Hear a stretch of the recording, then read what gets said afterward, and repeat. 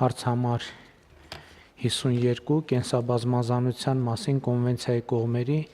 17-րդ համաժողովի COP17 կազմակերպչական աշխատանքների մասին հարցը։ Զեկուցող շրջակա միջավայրի նախարար Համբարձում Մաթևոսյան, համեցեք մանրամասն։ Շնորհակալություն մեծարգո պարոն վարչապետ, կառավարության հարգելի գործընկերներ, կառավարության հարգելի անդամներ, քանի որ պարոն վարչապետ COP17-ի համաժողովին մնացել է շուրջ 2 ամիս, նախքան բուն հարցին անցնելը ձեր թույլտվությամբ հակի շարունակեմ դրա նշանակությանը։ 2026 թվականի հոկտեմբերին Հայաստանը կհյուրընկալի համաշխարհային բնապահպանական օրակարգի կարևորագույն իրադարձություններից մեկը ՄԱԿ-ի կենսաբանական բազմազանության մասին կոնվենցիայի կողմերի 17-րդ համաժողովը COP17-ը։ Համաժողովին կմասնակցեն կոնվենցիայի անդամ 196 երկրների ներկայացուցիչներ եւ տասնյակ հազարավոր մասնակիցներ ամբողջ աշխարհից։ COP17-ին կնախորդի նաև առաջնորդների գագաթնաժողովը, պետությունների, կառավարությունների եւ միջազգային կառույցների ղեկավարների բարձր մակարդակի մասնակցությամբ, որի շրջանակում նախատեսվում է ընդունել երկրի վերակյանքի պահպանման համար խորագրով Երևանի հռչակագիրը։ COP17-ն առանձնահատուկ նշանակություն ունի նաև նրանով, որ Հայաստանում իրականացվելու Կումնիկ-Մոնտրեալի կենսաբազմազանության գլոբալ շրջանակի իրականացման առաջընթացի առաջին համաշխարհային գնահատումը։ Հայաստանի համար սա բացառիկ հնարավորություն է ամրապնդելու մեր երկրի դերակատարումը միջազգային բնապահպանական գործընթացներում եւ աշխարհին ներկայացնելու Հայաստանի բնապահպանական օրակարգն ու հարուստ կենսաբազմազանությունը։ Այժմ անդրադառնամ նախագծին։ Քանի որ կազմակերպչական ծախսերը նախապես մանրամասն նկարագրել եւ հաշվարկել հնարավոր չէ, ուստի համաժողովի կազմակերպիչների հետ կնքվել են շրջանակային պայմանագրեր։ Կազմակերպչական աշխատանքներն ամբողջությամբ իրականացում են ըստ Հայաստանի Հանրապետության եւ Միավորված ազգերի կազմակերպության միջև կնքված հյուրընկալ երկրի համաձայնագրի։ Նախագծով ներկայացված համաձայնագրի ընդհանուր գումարը կազմել է շուրջ 2 միլիարդ 640 միլիոն դրամ, որի շրջանակներում կազմակերպիչն ապահովելու է համաժողովի անցկացման համար միջազգային ստանդարտներին համապատասխան ընդհանուր 5400 քառակուսի մետր տարածքով 4 վրանների վարձակալությունը, ինչպես նաև ձեռք է բերվելու կահույք, սարքավորումներ եւ տրանսպորտի ծառայություններ։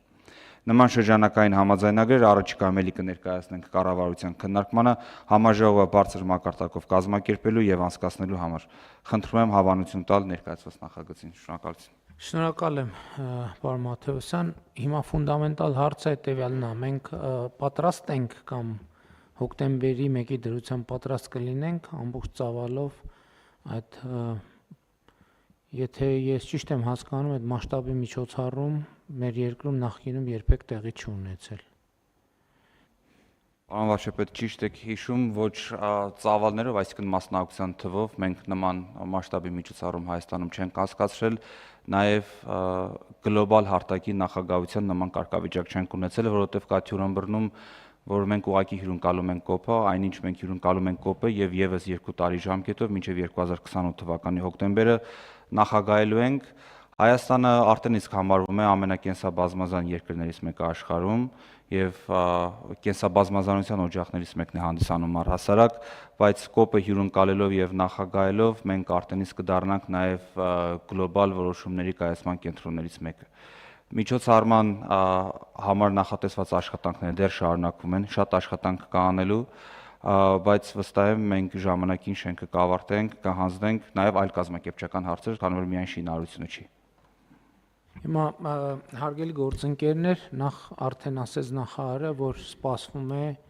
10,000-ից 15,000 մարդու մասնակցություն, համենայն դեպս սովորաբար այդ միջոցառումների միջին մասնակցությունը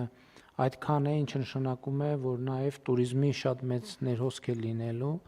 եւ սա նաև լավ հնարավորություն է մեր մասնավոր հատվածի համար նախ ծառայություններ մատուցել եւ հետո իրենց մատուցած ծառայությունները գովազդել, որովհետեւ կարծում եմ, որ շատ երկրներում կա այդ երևույթը, բայց մեր երկրում կարծես թե ինքը շատ տեսանելի կերպով դրսևորվում է, մեկ անգամ Հայաստան եկած մարդիկ անպայման ուրիշներին էլ խորհուրդ են տալիս գալ եւ իրենք էլ են վերադառնում։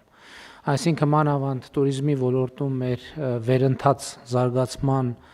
այս իրավիճակում սա լավ հնարավորություն է Հայաստանի туриզմի եւ մասնավոր ընկերությունների համար,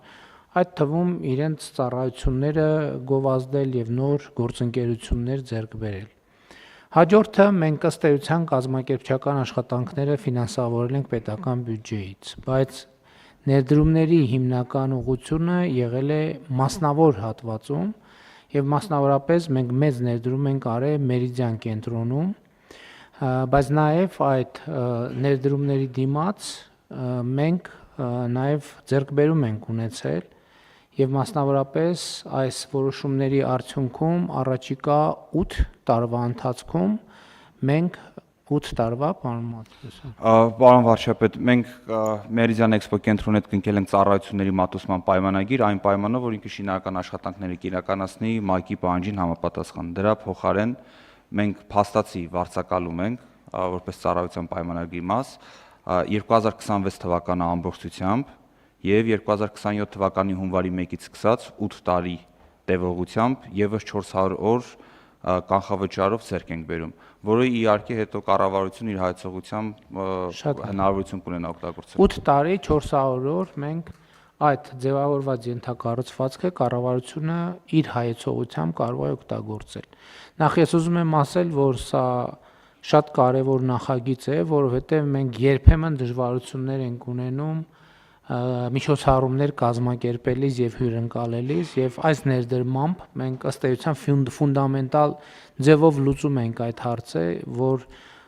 ցանկացած մասշտաբի միջոցառում Հայաստանի Հանրապետությունը կարող է հյուրընկալել, ցանկացած մասշտաբի իհարկե մեզ որոշակի սահմաններում, իհարկե նաեւ մեր ունեցած մյուս ենթակառուցվածքների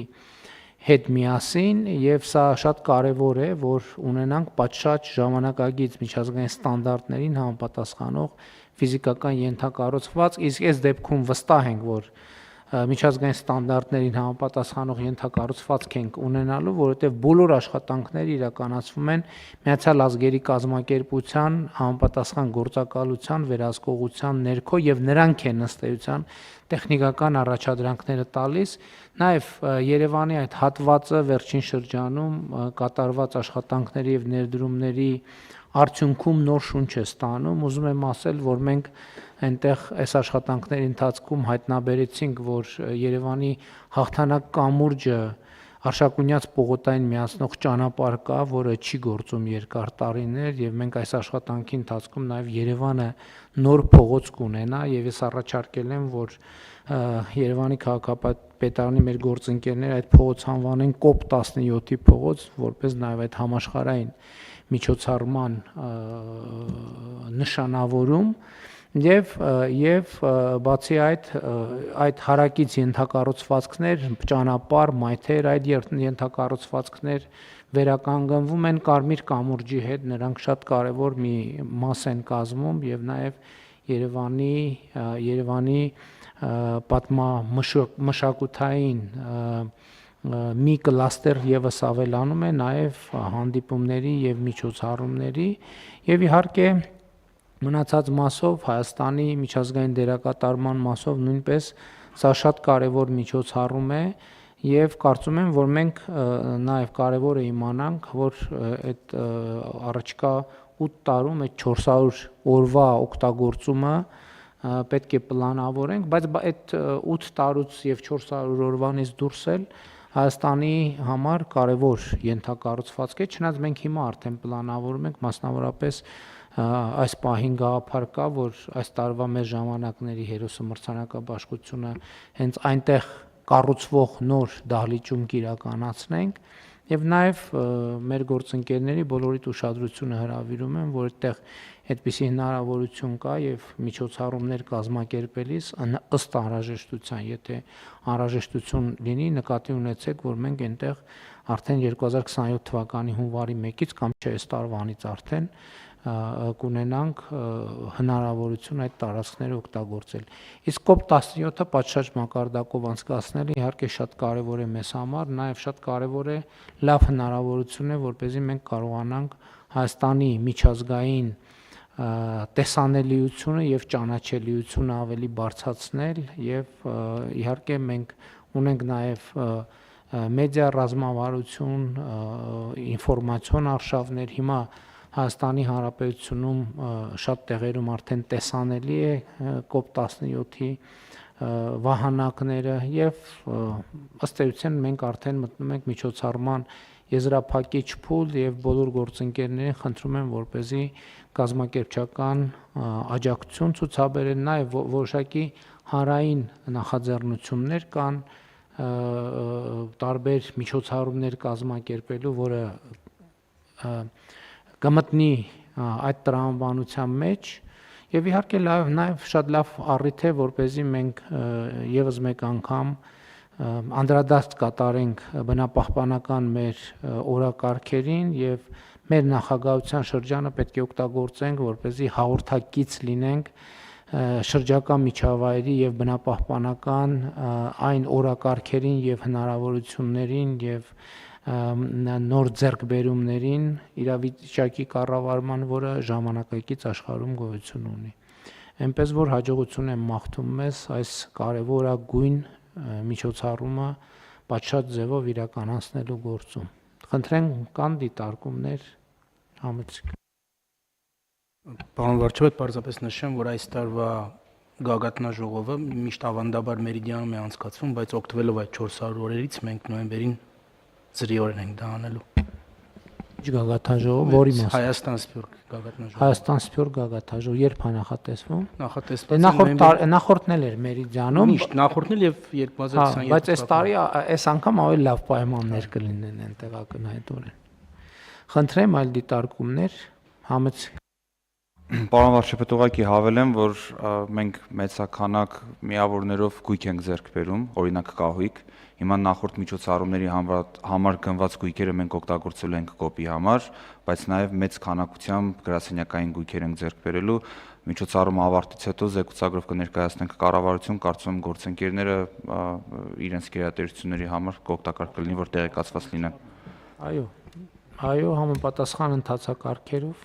այնտեղ բավականին մեծ ծավալով գույք կա, նաև եվրոպական քաղաքական համայնքի